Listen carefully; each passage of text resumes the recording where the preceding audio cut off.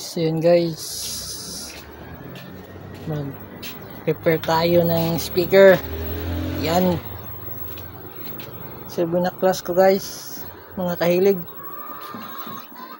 Ayan, so ito yung mga dati kong gawa-gawa, dugtong. Ito pala ito yung dividing network niya guys. Ito mga guys, dividing network, walang brand. Ito yung ano natin, i-dispose na kasi wala na, may sayad na mga guys. Although hindi sunog yung speaker po niya, pero sumayad guys. Rinig niyo yan? Garagal.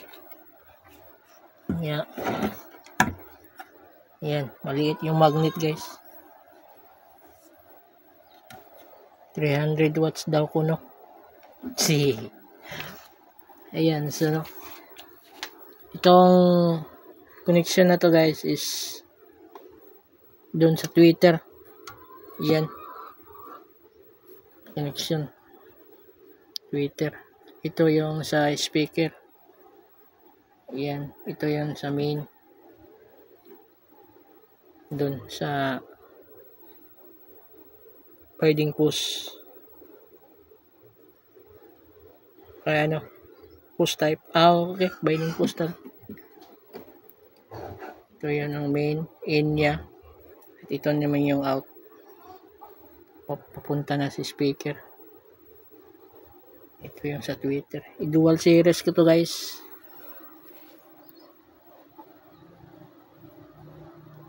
Ayan. Parallel series pala. At ito, baklasin ko ito. Ilagay ko dito. For sa dual speaker dito.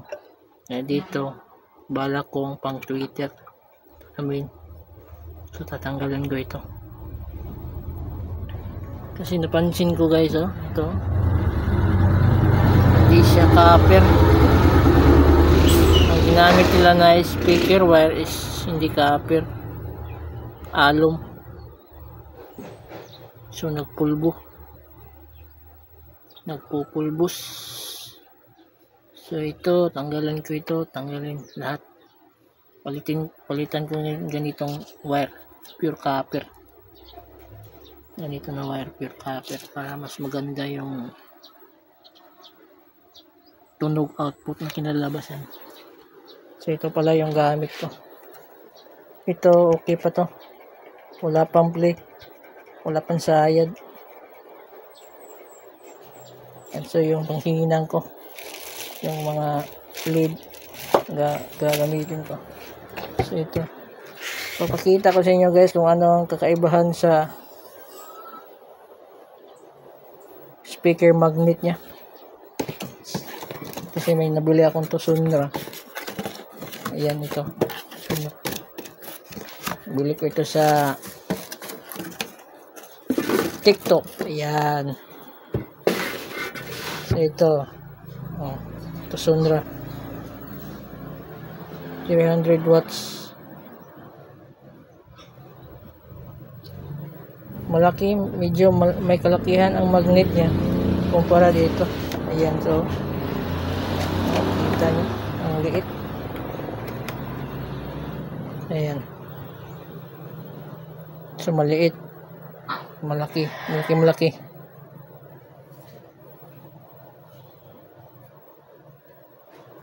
Parehang anong gamit ito? Parang lata. Although sa Tusunra, medyo matibay-tibay na. Ito parang lata talaga.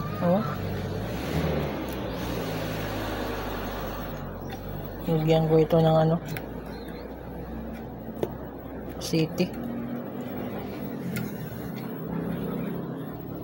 Pero hindi ko Ito pala guys, ito yung Tucson-ra. Medyo matigas konti. Walang sayad kasi brand new pa.